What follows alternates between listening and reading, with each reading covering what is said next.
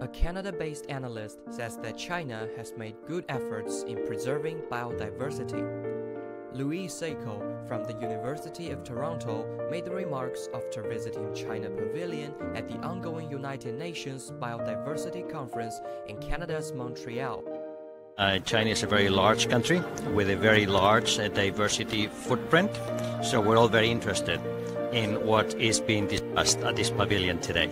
So I think it's very encouraging. I think it's very good that China is leading this conference, but it's more than that. I think it shows that biodiversity is very important to the country, and I think it sends a very strong message. So altogether, it's all very positive.